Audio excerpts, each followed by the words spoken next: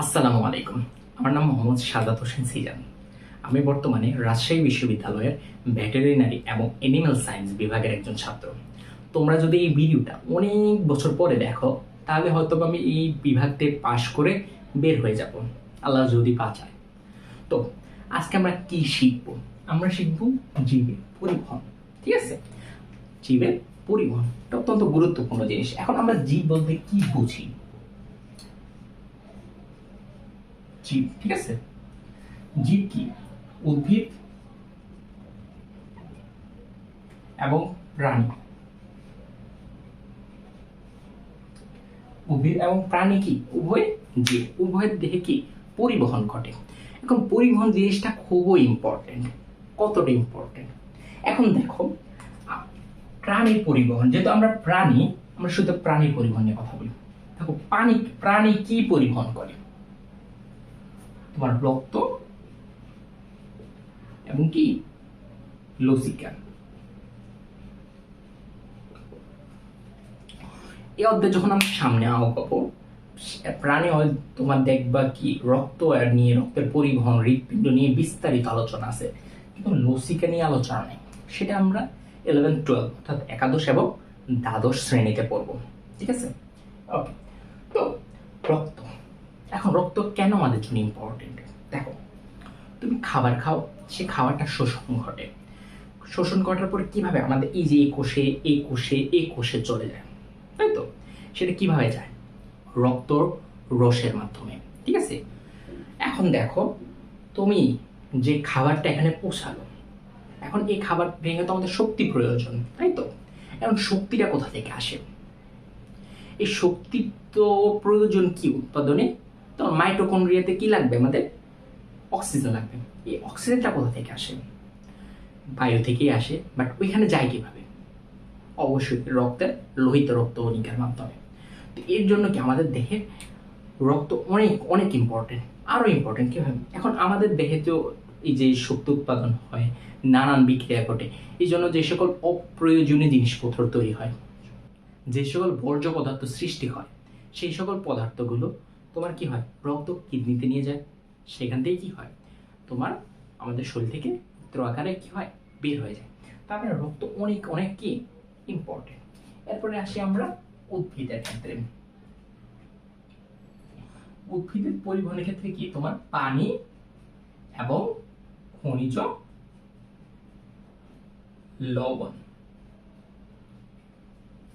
ঠিক আছে, পানি কেন ইম্পর্টেন্ট? পানি কেন ইম্পর্টেন্ট দেখো, আমরা যে বায়ুতে যে অক্সিজেন গুলা পাই, সেগুলা সালোক সংশ্লেষণের পদ্ধতিতে পানি থেকে তৈরি হয়। ঠিক আছে, এখন তোমার তার মানে কি সালোক সংশ্লেষণের জন্য কি একটা প্রয়োজনীয় উপাদান কি? পানি, তাই তো? এখন দেখো, যদি পানি না পরিবাহিত হতো, তাহলে কি সালোক সংশ্লেষণ ঘটতো না, আমরা অক্সিজেন পেতাম না, আমরা তোমার খাদ্য পেতাম না, তাই তো? ঠিক একই রকম খনিজ লবণ ইম্পর্টেন্ট। তোমার বিক্রিয়ার ক্ষেত্রে তোমার যখন বিক্রিয়াগুলো ঘটে, এই বিক্রিয়াগুলোর ভিতরে উৎসেচক হিসেবে কাজ করে, প্লাস গাছের বৃদ্ধির ক্ষেত্রে কাজে লাগে, গাছের বিভিন্ন উপাদান তৈরিতে কাজে লাগে। তো কি উভয় ক্ষেত্রে জীবে কি উভয় জিনিস খুবই ইম্পর্টেন্ট, সেটা প্রাণী হোক আর উদ্ভিদ হোক। ঠিক আছে, এখন তার মানে পানি অনেক ইম্পর্টেন্ট। এখন একটা কথা কি আমরা শুনতে পারছি যে পানির অপর নাম কি? জীবন। কেন? এখন পানিকে আমরা বলি কি জানো? Fluid of life.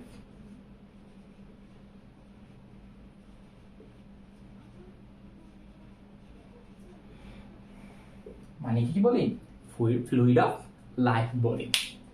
এখন দেখ কেন ফ্লুইড অফ লাইফ বলি। ঠিক আছে, এখন যদি আমরা পানিকে দেখি, তোমার প্রোটোপ্লাজম,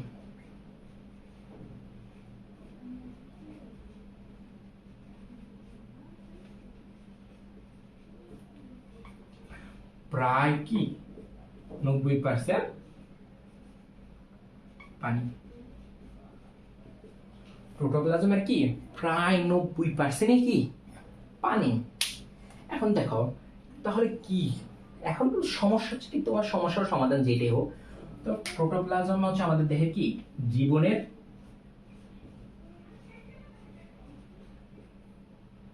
ভৌত ভিত্তি। ঠিক আছে, প্রোটোপ্লাজম কি আমাদের জীবনের ভৌত ভিত্তি। এখন ধরো আমাদের প্রোটোপ্লাজমে পানি নাই, তো এই সমস্যাটা কি করবে, তাই তো?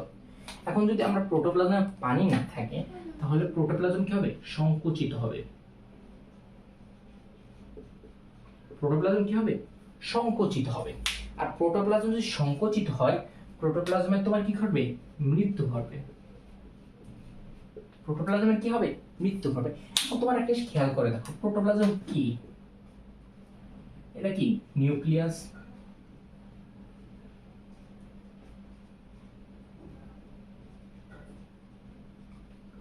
সাইটোপ্লাজম,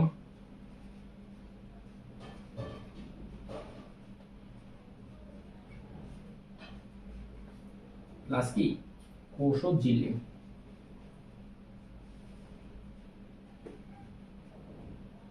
এখন দেখো, প্রোটোপ্লাজম যখন সংকুচিত হবে, নিউক্লিয়াস মারা যাবে, সাইটোপ্লাজম মারা যাবে, কোষ ঝিল্লিও মারা যাবে। এখন এই সব কিছু যদি মারা যায় তাহলে কোষ কি বাঁচবে? কারণ আমাদের পুরা দেহের কোষগুলো মারা যায়, তাহলে আমরাও মারা যাব। ঠিক আছে, তার মানে কি, এখন তোমাদের বইয়ে কি প্রায় প্রশ্ন আসে পরীক্ষাতে যে পানিকে কেন ফ্লুইড অফ লাইফ বলা হয়। ঠিক আছে, পানিকে কেন ফ্লুইড অফ লাইফ বলা হয়, তখন তোমরা কি লিখবে, সুন্দর করে লিখবে পানিকে ফ্লুইড অফ লাইফ বলা হয় কারণ প্রোটোপ্লাজম প্রায় 90% কি পানি, এবং প্রোটোপ্লাজম আমাদের জীবনের ভৌত ভিত্তি। যদি প্রোটোপ্লাজমে পানি না থাকে তখন প্রোটোপ্লাজম কি হবে, সংকুচিত হবে, যার ফলে কোষের মৃত্যু ঘটবে। তাই আমাদের দেহে পানি কি ইম্পর্টেন্ট, অর্থাৎ গুরুত্বপূর্ণ। তাই পানিকে ফ্লুইড অফ লাইফ বলা হয়। আশা করি তোমরা বুঝে লিখতে পারবে। ঠিক আছে।